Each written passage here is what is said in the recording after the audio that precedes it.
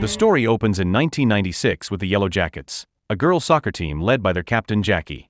They fight through a tight match and win 4-3, a victory that sends them to the national tournament.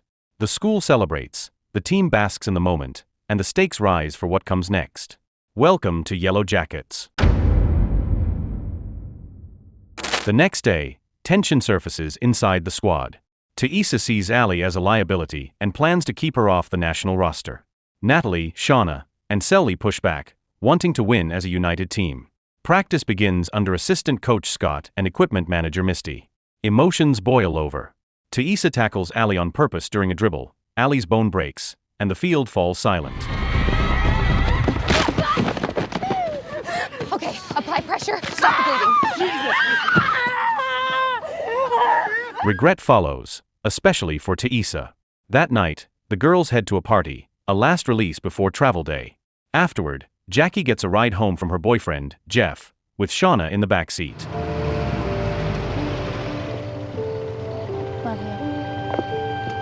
When Jeff takes Shauna home, they pull over in a quiet spot. A secret affair continues, hidden from Jackie, and the friendship at the center of the team is not what it seems.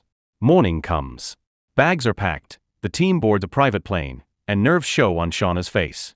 Jackie notices, takes off her lucky necklace, and places it in Shauna's hand, a small act of comfort between supposed best friends. Then midair, everything unravels. The plane malfunctions, panic spreads, and the aircraft goes down into a remote, deadly forest. 1 and 2 out. Speed break. Speaker.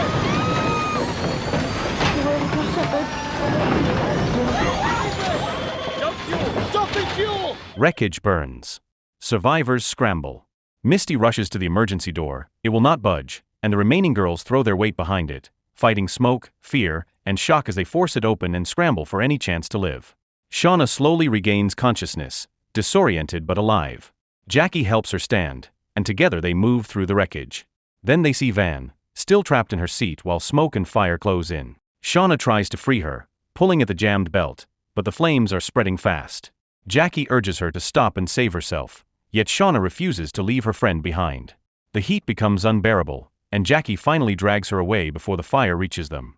Meanwhile, Misty searches for Coach Scott and finds him pinned under debris, his leg crushed beyond recognition.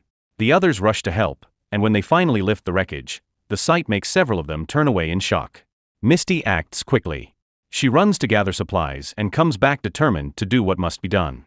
Without hesitation, she amputates Scott's leg to stop the infection, ties off the wound, and pours alcohol on it. Scott jolts awake in pain, barely understanding what has happened. Taissa stops Misty from telling him the truth, knowing that panic will only make things worse. Nearby, Natalie finds Travis sitting alone, lost in thought. He is the coach's son, stranded with his younger brother Javi. She tells him that Javi has gone off looking for their father. Travis explains what he remembers. When the plane was falling, the door had blown open and his father was helping others with their oxygen masks. In the chaos, he was pulled out into the open sky. Not far away, Laura is relieved to find her bag and her favorite doll inside. Then a drop of blood lands on the doll's head, followed by another on her face.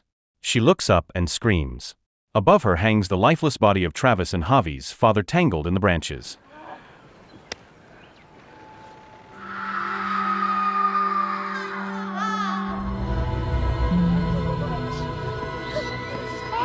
Travis climbs the tree, still hoping his father might be alive, but when he reaches the top, the truth hits him hard. His father is gone. The branch snaps, and the body falls to the ground. The survivors stand in silence, horrified by what they see. The forest is quiet except for the crackle of burning debris.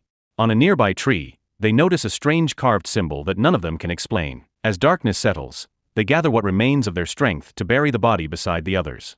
That night, the survivors gather around a campfire, huddling close for warmth and hope. They convince themselves that rescue will come with the sunrise. Still, just in case it doesn't, they agree to ration their food and water carefully. To lighten the mood, they start joking about nonsense, laughing until, for a brief moment, their fear fades away. Elsewhere, Misty tells Coach Scott the truth. His leg was destroyed in the crash, and she had to amputate it to save his life. Shocked, he can barely process her words before Misty presses a heated metal rod to the wound to stop the bleeding. His scream echoes through the forest, waking the others, who rush to her side in panic.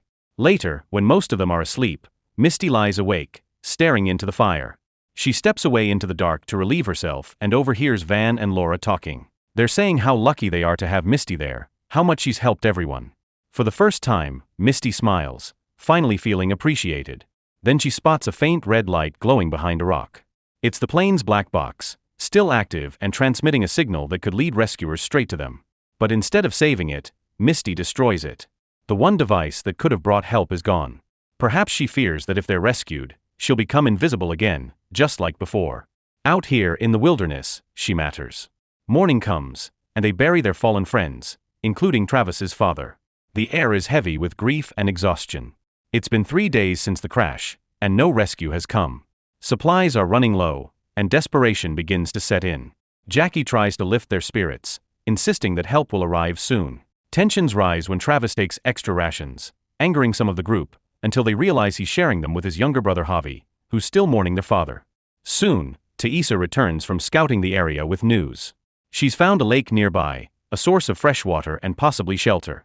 She urges them to move, but Jackie disagrees, fearing that rescuers won't find them if they leave the crash site. The group is divided, unsure whether to stay or go. Yet as their water runs out, one by one they choose to follow Teresa, including Shauna, leaving Jackie behind, hurt and disappointed. Before leaving, Shauna writes a message on the fuselage, marking where they've gone. Then the group sets out, carrying Coach Scott on a makeshift stretcher. The forest is eerily quiet as they travel. Teresa feels something unsettling in the air. Then they come across the carcass of a bear, torn apart and surrounded by scavenging birds. Fear ripples through them, but Scott tries to reassure everyone, saying it was probably wolves. With that uneasy thought, they press on toward the lake. After a long trek through the forest, the group finally reaches the lake. Exhausted and covered in dirt after 3 days without bathing, they waste no time jumping into the water. Laughter and relief fill the air. For the first time since the crash, they feel a small sense of peace. At least now, they have water to drink and a place to clean themselves.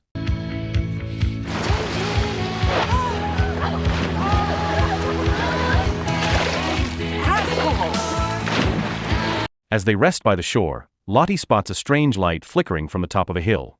Curious and a little hopeful, they decide to check it out. When they reach the source, they discover an old wooden cabin hidden deep in the forest. Inside, everything looks untouched. The beds, kitchen tools, and furniture are still in place, though covered in dust. It's as if the owner never left, but simply died there, perhaps of old age or something worse. Teresa takes charge and tells everyone to look for food. Jackie finds a few cans in the cupboard, but the contents are spoiled. Not far away, Van stumbles on a stack of old magazines, and Travis takes one, finding his own way to escape reality for a moment. Meanwhile, Shauna approaches Jackie and quietly apologizes. She admits she's unsure what's right or wrong anymore, but insists she only wanted to help the group survive. Before the tension can ease, a sudden scream cuts through the cabin.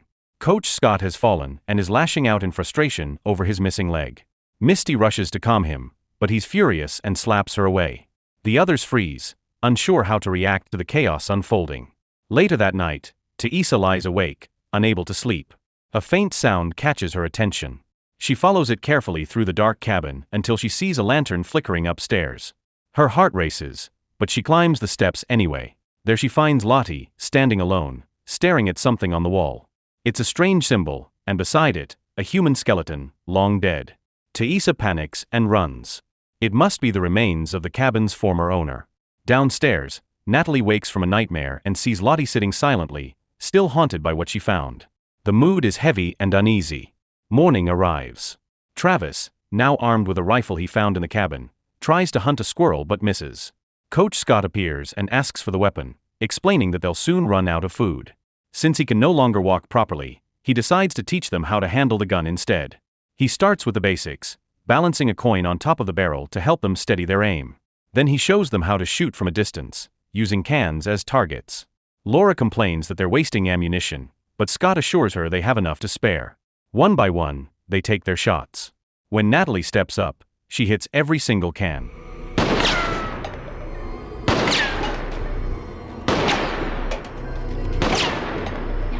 Impressed, Scott chooses her and Travis to go hunting together, though Travis clearly isn't thrilled. He walks off, leaving Natalie behind.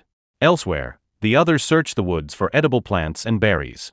Misty nearly eats something poisonous, but Akila spots it just in time and stops her. Lottie, wandering nearby, notices another strange symbol carved into a tree, similar to the one in the cabin. Soon after, Jackie discovers a small aircraft not far from their campsite. Hope surges through the group. Maybe they can use it to escape the forest. It seems to belong to whoever once lived in the cabin.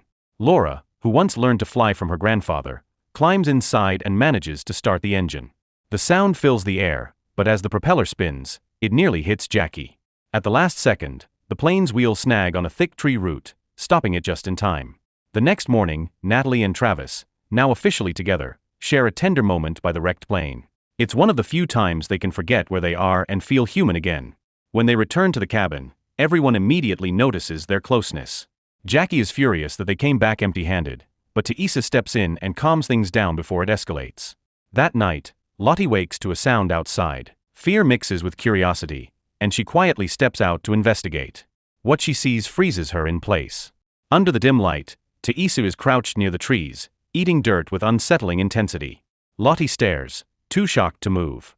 By morning, Teresa wakes up confused. Shauna is missing, and when she's about to go look for her, Lottie confronts her about what she saw. Teresa denies everything, claiming she would never do such a thing. Lottie walks away and turns to Laura, the most devout among them, to share her secret. She tells Laura that she keeps seeing things that others can't, and she's certain they're real, not hallucinations. Laura believes her.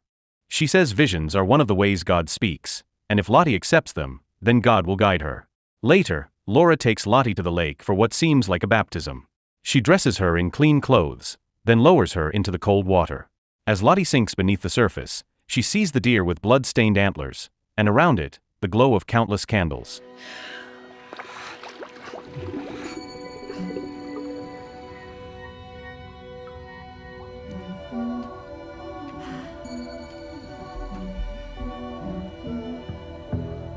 When she comes up, she tells Laura about the light and the candles. Laura calls it the Holy Spirit and says it means God has chosen to help her. Meanwhile, Shauna is preparing to end her pregnancy with whatever crude tools she can find. Before she can go through with it, Teresa arrives. But she's not there to stop her. She's there to help. As the reality of what they're about to do sinks in, both hesitate. Shauna breaks down and decides she can't do it. She chooses to live, no matter the cost. Elsewhere, Natalie and Travis find themselves drawn back to each other again, their emotions stronger than ever. Afterward, they set out to hunt and manage to bring down another deer. But when Shauna cuts it open, the meat is filled with writhing maggots. The sight horrifies them. With winter coming fast, Teresa realizes the truth. Food will soon run out, and if rescue never arrives, they'll all die from hunger or cold. She decides to leave and search for help. Most of the group argues against it. The wilderness is dangerous, and no one knows what's out there. But Teresa is determined. Doing nothing, she says, would mean certain death. She cuts her hair short, a small act of resolve, and prepares to leave. Travis offers to go with her, but Natalie begs him to stay. She can't bear to lose him, not now. After a moment of hesitation, he agrees to remain behind, and the two share one last quiet moment together. At the same time, Lottie and Laura examine the deer's remains after burning away the maggots.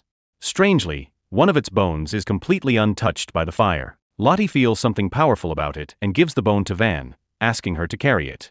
She warns that it will be important, then mentions a dream that filled with black smoke and rivers of blood.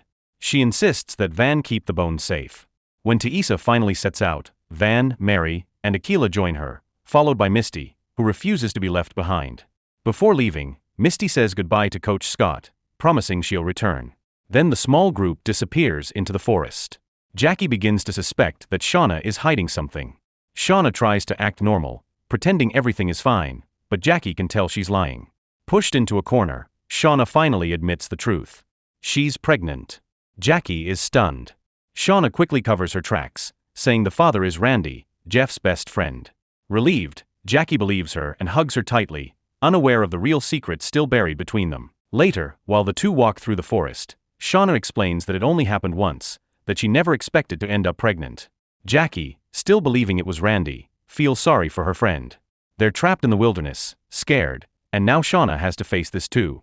That night, Teresa and her group camp out in the woods, lighting a small fire for warmth. Laughter fills the air until the sound of distant howls cuts through the night. The wolves are out there, circling somewhere in the dark. Teresa tries to reassure everyone that wolves fear humans and that they're still far away, but unease lingers. Back at the cabin the next morning, Shauna catches Javi rummaging through her bag. He tells her he only wanted to borrow her knife to carve something, and she lets him. Still, she quickly hides her journal afterward. That book holds her biggest secret, one she can't afford for anyone to read. Meanwhile, deep in the woods, Taisa's group makes a chilling discovery. The river has turned red. It looks exactly like what Lottie had described in her vision. Fear spreads quickly among them. To make things worse, their compass suddenly stops working.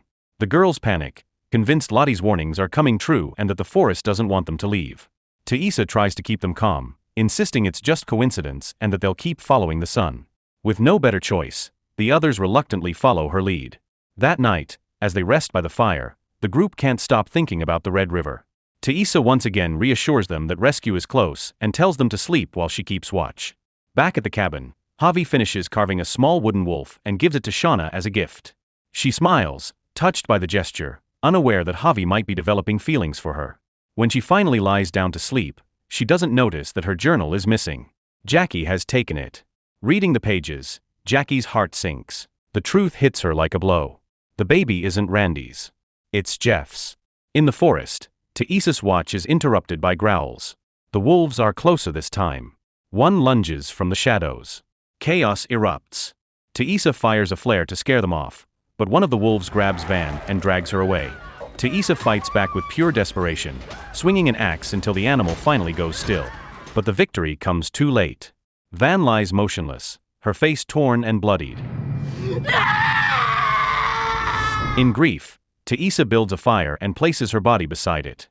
As the flames rise, something impossible happens. Van gasps. She's still alive. Taisa pulls her away from the fire, and the others rush to help. Morning arrives, and Natalie heads out to hunt, hoping Travis will join her. But for reasons she doesn't understand, he turns her down. Frustrated, she decides to go alone.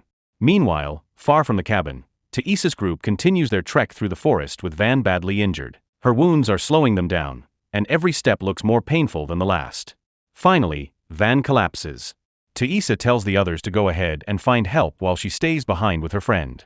Back at the lake, Jackie sits alone by the water when Travis shows up to fish. Trying to make conversation, she asks why he didn't go with Natalie. He doesn't answer. Then, almost out of nowhere, Jackie mentions that Natalie once slept with a guy named Bobby. The words hit Travis hard. His face darkens, and without a word, he walks away.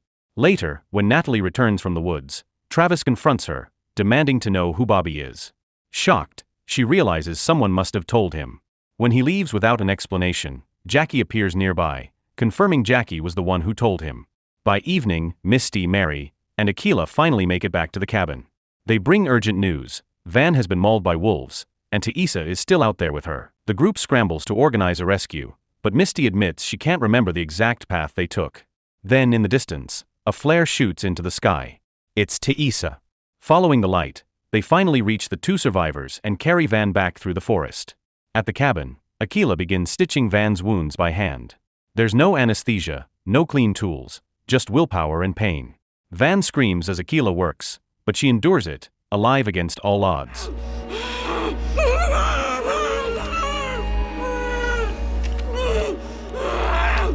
The next morning, Laura announces her plan. She's going to fly the old plane they found. Winter is closing in fast, and she refuses to die out here. Van needs real medical care, and this may be their only chance. Jackie argues that Van isn't the only one in danger.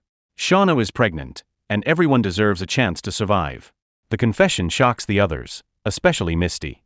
Coach Scott pleads with Laura not to go, fearing she'll crash, but she's made up her mind. Even the girls, desperate for hope, side with her. They clear the snow, clean the plane, and build a makeshift runway. As they work, Shauna confronts Jackie for exposing her secret, but Jackie insists it was for her own good. Finally, everything is ready. Laura climbs into the cockpit, the same plane that once symbolized their crash now offering a glimpse of escape. She takes a deep breath and starts the engine. Against all odds, it roars to life. The others cheer as the plane begins to roll, then lift off the ground. For the first time, it feels like freedom might be possible. But that hope doesn't last. Smoke begins to rise from the cockpit. Laura's beloved doll bursts into flames. Panic spreads as the plane catches fire midair. A heartbeat later, it explodes above the forest. The survivors below stare in shock, their brief moment of joy replaced by horror. The wreckage burns in the distance, and the truth settles over them once more. The forest doesn't want them to leave. A few days pass, and food becomes even harder to find. Akila and Shauna spend the morning digging through the dirt for worms. The deer meat from before has spoiled, and this is all they have left to eat. Nearby, Mari discovers a jar of berries she had been fermenting for weeks. The berries have turned into a kind of homemade alcohol. With nothing left to lose, the girls decide to throw a party. If they're going to die in the cold, they might as well do it laughing. The next day, they prepare everything for the celebration, desperate for any distraction from hunger and fear. During that time, it becomes clear why Jackie turned Travis against Natalie. Jackie has feelings for him, and she's planning to spend one last night with someone before she dies. She wants to feel alive, even if only once. Meanwhile, Misty pulls out a jar of mushrooms she had secretly saved, carrying them with her to the cabin. Mari asks her to help Shauna get dressed, and while Misty steps away, she leaves the mushrooms on the table. When she returns, they're gone. Mari has mixed them into the food for the party, thinking they were just part of the feast. Misty freezes, realizing what's about to happen.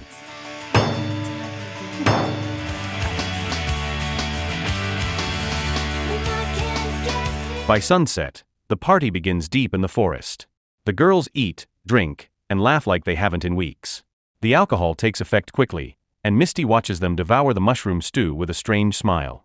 Shauna brings Jackie a bowl, but Jackie refuses and throws it aside. Then she spots Natalie near Travis and calls him over, making Natalie storm off in anger. Before the party gets wilder, Lottie asks everyone to bow their heads for Laura, the girl who died in the plane explosion. She starts singing softly, and soon the others join in. Their voices rise into the night, defiant and broken, as if they've accepted that death might be near. Across the fire, Natalie's jealousy grows as she watches Jackie dance with Travis. She grabs Coach Scott and leads him away, saying she has something stronger to drink. As they share the hidden alcohol, both begin to feel dizzy. Scott quickly realizes this isn't alcohol. It's the mushrooms. Misty's mushrooms. Back at the party, chaos spreads. Everyone starts feeling strange, dizzy, euphoric. Their laughter twists into confusion as the hallucinogenic effects take hold. The girls stumble, shout, and sway, trapped in visions that blur the line between dream and madness. Then Lottie goes still. She looks into the darkness, sensing something moving in the trees. She murmurs that something is coming, something that will save them from hunger. Shauna doubles over, clutching her stomach in pain. Lottie places her hands on a tree trunk and whispers that they will never starve again. Hours later, Misty wanders off to find Coach Scott, her mind hazy and spinning. Back at the campfire, the rest of the group sits in silence, lost in delirium. Mari asks where Jackie and Travis are, and Javi replies that they left earlier in the evening. Lottie suddenly stands and declares she's going after them. Travis isn't Jackie's to keep, she says, and the others rise to follow her.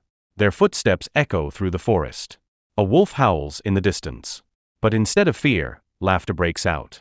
Their eyes glow with wild energy. The line between human and animal begins to blur.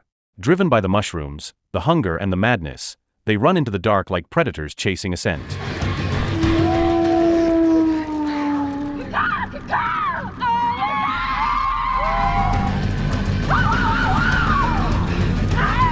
Not long after, the group finally finds Jackie and Travis, but their faces are wild, their eyes distant, consumed by whatever madness the mushrooms have unleashed.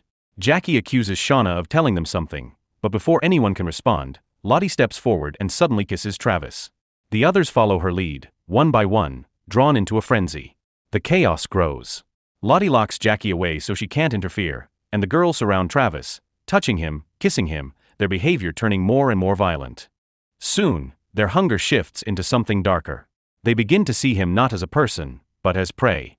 Travis manages to break free, running for his life through the forest, but the others chase after him, moving like predators closing in on a kill. Elsewhere, Coach Scott tells Natalie that love is the only thing that matters and urges her to find Travis before it's too late. As she runs off, Misty appears, desperate for attention. She tries to kiss Scott, but he stops her and admits he's in love with someone else, a man named Paul. The revelation leaves Misty speechless. Meanwhile, Natalie hears Jackie's faint cries for help and rushes toward the sound. In the woods, Travis is still running, his breath ragged, his heart pounding. Then he stumbles. The girls catch up to him, tackling him to the ground. Lottie stands over him and tells Shauna to cut him. She claims that he wants them to, meaning the dark force that seems to have taken hold of her. Shauna hesitates, trembling, but the madness is strong. Just as she raises the knife, Natalie bursts onto the scene. She shouts for them to stop. Shauna snaps out of it for a moment and drops the blade. Lottie moves to grab it, but Natalie gets there first, clutching it in her hand. Lottie looks at her calmly and says, "He's already inside all of us." Natalie ignores her and helps Travis escape, his neck bleeding where Shauna had pressed the knife moments before. By morning, the others wake up disoriented, their memories hazy. Lottie wanders to the tree where Travis had been tied, while Shauna finds her knife buried in the dirt. Slowly, they realize the nightmare was real.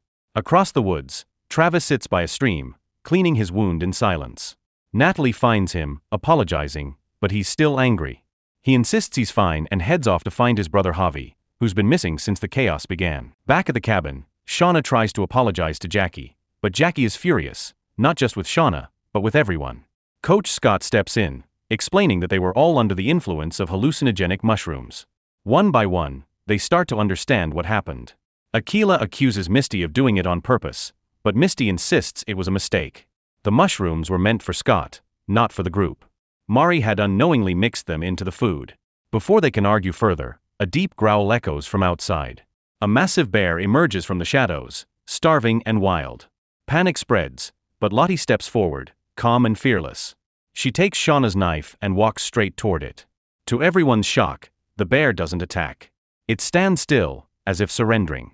Lottie raises the blade and kills it with one swift strike.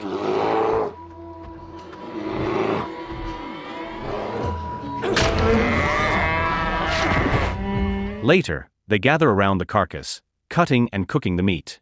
The smell fills the air, mixing hunger with disbelief. When Misty tries to help Mari prepare the meal, Mari pushes her away, still angry about the mushrooms. At the same time, Shauna leans closer to the bear's blood, almost hypnotized, ready to taste it, until Akila stops her just in time. By late afternoon, the group gathers to eat the roasted bear meat. For the first time in weeks, they taste real food, and for a brief moment, there's silence around the fire. Van turns to Lottie, asking how she could have predicted that they wouldn't go hungry again. But Lottie doesn't answer. She only stares into the flames.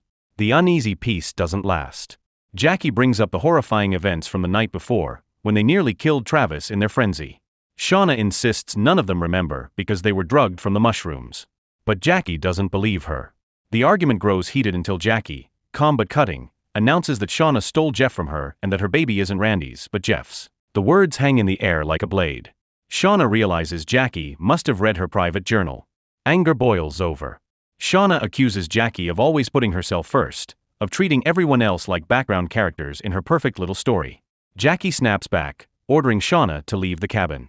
But Shauna refuses. She says if anyone should leave, it's Jackie. The tension finally breaks. Jackie storms out into the freezing air, slamming the door behind her. Shauna stands still, guilt washing over her, because no matter what's happened, Jackie has been her best friend since childhood. That night, Jackie tries to build a small fire to stay warm outside, her breath fogging in the cold. Inside the cabin, the others sleep uneasily. Out in the woods, Travis searches desperately for his missing brother Javi. When Natalie finds him, she promises to help, and after all the chaos, the two finally reconcile, holding each other close in the snow. As the night deepens, Shauna wakes and glances outside. Jackie is still out there, shivering beside a dying flame. Shauna steps into the cold and quietly approaches her, apologizing and begging her to come back inside. After a long pause, Jackie agrees. Back in the cabin, Lottie hands her a warm drink while Shauna assures her that everything will be okay. But as Jackie settles in, something feels off. The air is too still. The room too quiet. She sees Laura sitting across from her, smiling faintly, and then behind her, a man she's never seen before. His voice echoes softly saying, "We've been waiting for you." Shauna jolts awake. It's morning. She rushes to check on Jackie, but it's too late. Jackie is gone, frozen in her sleep, her skin pale and still. Winter has fully arrived, and the cold has claimed its first victim. Shauna falls to her knees, overcome with guilt and grief for the friend she pushed away. Liam! No! Jackie! Later that day, Lottie walks through the snow carrying something wrapped in cloth. When she unwraps it, it's a heart, though no one can tell if it came from the bear or from Jackie herself. She kneels at the base of the same tree where Travis was once tied and places the heart there carefully. Van and Misty stand beside her, watching in silence. Without a word, Lottie closes her eyes and begins what looks like a ritual, an offering to whatever dark presence lives in the forest. The wind howls through the trees as the camera drifts upward, leaving the frozen clearing behind. And with that, the story comes to an end. So the moral of the story is, don't eat random forest mushrooms or trust your soccer teammates with your love life, your secrets, or your survival plan.